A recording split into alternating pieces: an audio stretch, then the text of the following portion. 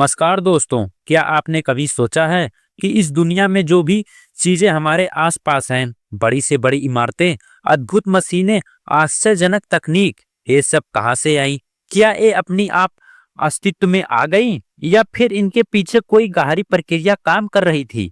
सदगुरु महाराज कहते हैं, इस धरती पर इंसान ने जो कुछ बनाया है वह पहले उनके मन में बना था।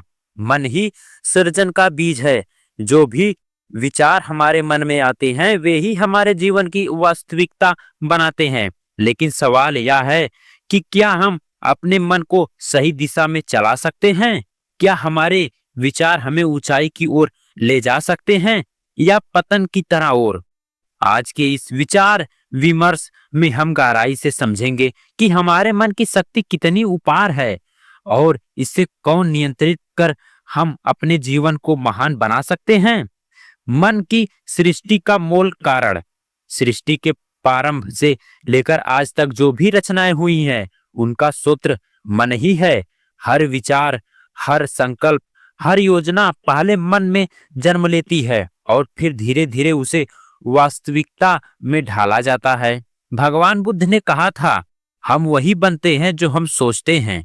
सदगुरु महाराज भी यही बात बताते हैं कि विचारों की दुनिया ही वास्तविकता की दुनिया को जन्म देती है। एक महान कलाकार की कृति और वैज्ञानिक का आविष्कार, एक बिजनेसमैन की सफलता, इन सब की जड़ में एक विचार ही आता है। अगर आप देखें तो दुनिया की सबसे ऊंची इमारत बुर्ज खलीफा है, पहले किसी इंजीनियर के मन में खड़ी हुई थी। मोबाइल फोन जो आज हर हाथ में है, पहले किसी वैज्ञानिक के दिमाग में आकर ले चुका था। यह सिद्ध करता है कि जो भी कुछ बाहरी दुनिया में प्रकट होता है उसकी शुरुआत मन से होती है। मन की शक्ति और उसकी दिशा। अब सवाल यह उठता है कि हमारा मन किस दिशा में जा रहा है। मन एक ऐसा घोड़ा है जो अगर नियंत्रण में हो तो हमें महान ऊंचाइयों तक ले जा सकता है, लेकिन अगर वह बेलगाम हो तो यह हमें पतन की ओर भी ढकेल सकता है। सदगुरु महाराज समझाते हैं, जिस मन में शुभ संकल्प उठते हैं वह मन मनुष्यता की ऊंचाई को छूता है, पर जिस मन में नकारात्मक का घर हो वह मन विनाश की ओर बढ़ता है।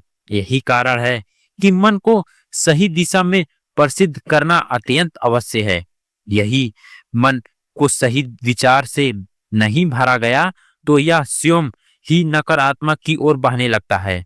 जैसे कि एक किसान अगर अपने खेत में अच्छे बीज नहीं डालता तो वह खरपतवार उठाने लगता।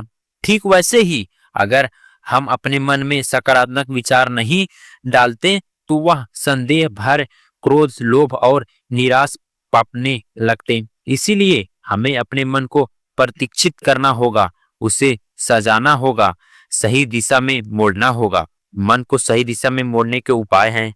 सदगुरु महाराज ने हमें कुछ अनमोल्य उपदेश दिए हैं जिनकी सहायता से हम अपने मन को सकारात्मक की ओर ले जा सकते हैं। सत्संग का सहारा लें। संगति का असर सबसे हमारे मन में गहरा पड़ता है।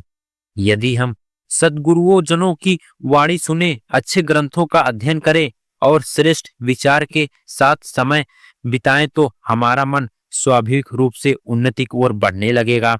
संकल्प की शक्ति के पहचाने। अगर कोई ठान ले कि वह महान से महान कार्य करेगा तो ब्रह्मांड की सारी शक्तियां उसकी सहायता करने के लिए तैयार हो जाती हैं। हर सफल व्यक्ति अपने जीवन में किसी न किसी महान विचार को पकड़ा और उस पर अड़ित रहा। अपने विचारों की शुद्धता पर ध्यान दें। जिस प्रकार हम अपने शरीर की स्वच्छता को ध्यान देते हैं वैसे ही हमें अपने विचार की भी सफाई करनी होगी। नकारात्मक विचारों को हटाया और सकारात्मक विचारों को बढ़ावा देना बहुत जरूरी है। ध्यान और आत्मनिरीक्षण करें। हर दिन कुछ नया समय के लिए अपने मन को शांत करें और आत्मनिरीक्षण करें। यह देखने की कोशिश करें कि आपके भीतर कौन कौन सी विचार आ रहे हैं। ध्यान करने से विचार को नियंत्रित करने की शक्ति विकसित होती है। मन में यर्थ तक का सफर।